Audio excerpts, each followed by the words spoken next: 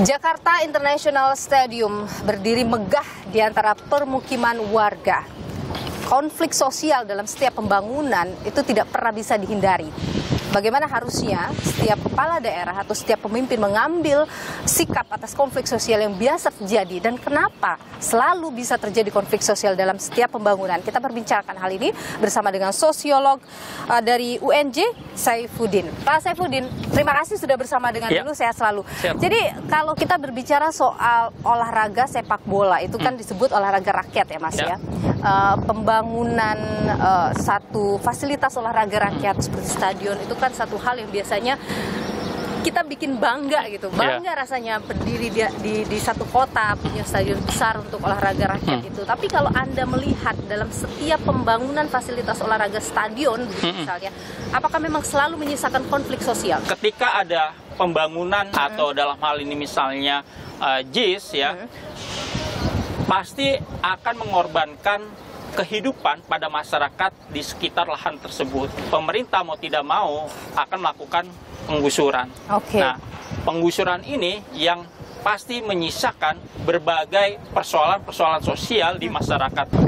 Pemerintah tidak serta-merta memindahkan tempat tinggal warga setempat saja, tetapi juga di situ ada harapan, ada kehidupan yang harus bisa diakomodasi oleh pemerintah setempat. Dalam hal ini misalnya pekerjaan atau akses pendapatan bagi masyarakat. Artinya kalau misalnya pemerintah memberikan kompensasi atas pergusuran itu, tidak selesai sampai di situ. Kompensasi ini kan sifatnya material, akan habis.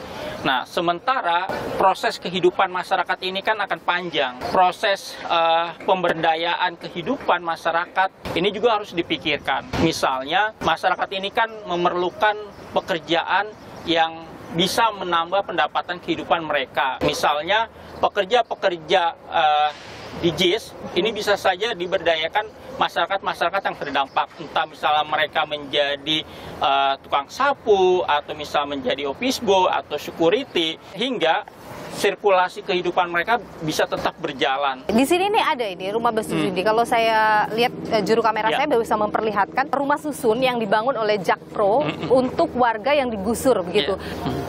Tapi warga tetap tidak mau dengan alasan maunya harganya di bawah 500.000.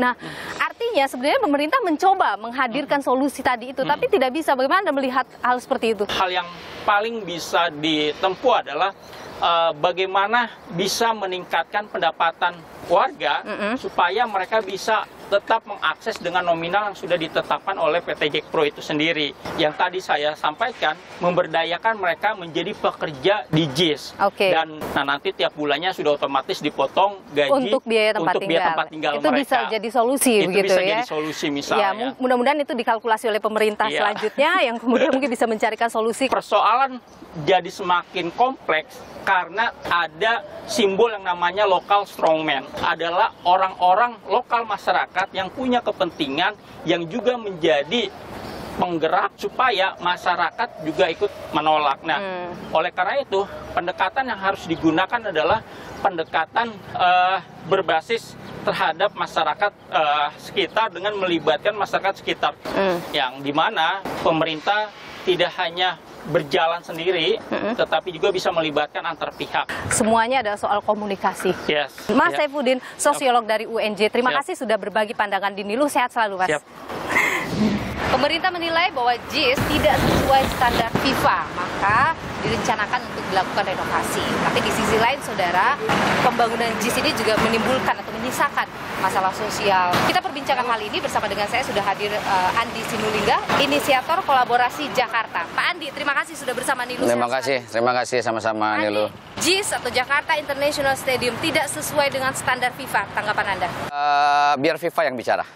Itu satu. Yang kedua, pembangunan JIS ini kalau kita lihat dari awal zaman Pak Jokowi, Pak Ahok, Pak Jarot itu belum terrealisasi. 2018, 2019 pemenang sayembara ini yang konstruksi ini diajak kembali, kemudian desainnya diperbaharui.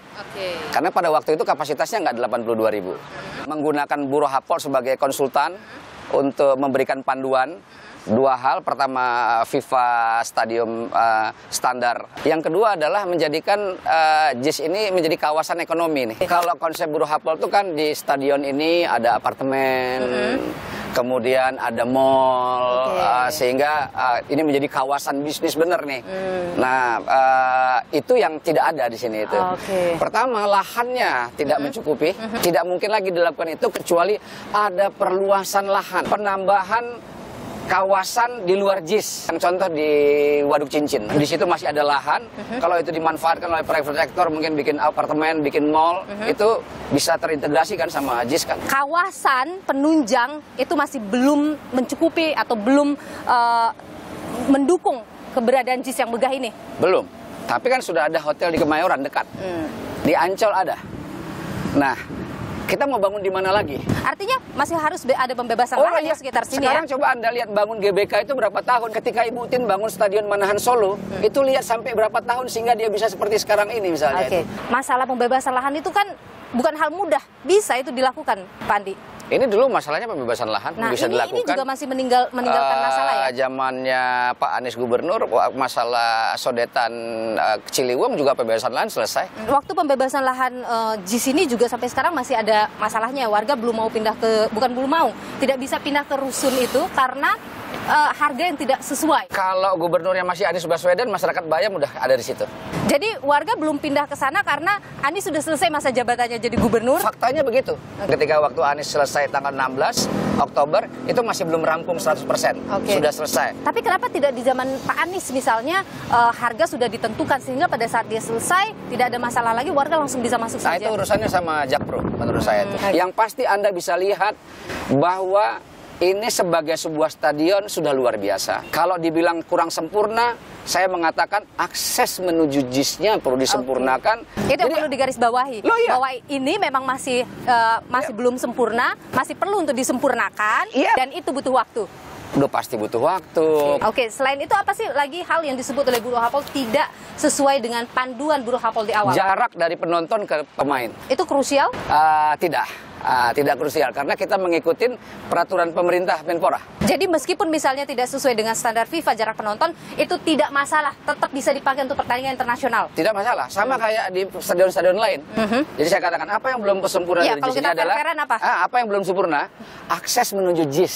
Menurut saya kalaupun ini nanti dipakai untuk Piala Dunia, kalau RAM Timur belum dipakai, harusnya sudah terakses di barat, di selatan, dan kemudian di utara dengan KRL. Itu cukup menampung 80.000 lebih penonton. Kedua, kalau kita lihat misalnya dalam kasus konser Dewa 19 misalnya, itu kan dipermasalahkan. Konser Dewa itu selesainya saja jam 12 lewat, mulainya terlambat. Mereka jam 12 nggak operasi lagi gitu. Jadi itu soal I.O. Nah sekarang lihat waktu peresmian JIS yang sampai 70.000. Ada masalah nggak? Nggak ada masalah. Kalau bicara U17, yang paling penting adalah kesiapan tim nasional kita. Jangan kita ribut-ribut kayak begini. Nanti begitu main tim nasional, baru babak kualifikasi sudah kalah. Jangan sampai begitu. Nah kalau sudah kalah, nanti U17 tuh nggak ada penontonnya. Karena pasti kita yang meramaikan stadion itu. Jadi menyiapkan timnya lebih penting daripada ribut-ribut soal teknisnya ya. Ini urusan teknis, ini tim teknis PSSI aja. Pejabatnya nggak usah ngomong-ngomong terlalu ini gitu, terlalu rame. Pak Andi Sinulinga, inisiator kolaborasi Jakarta. Terima kasih sudah berbagi pandangan di Niluh. Sehat selalu Pak Andi. Sama-sama.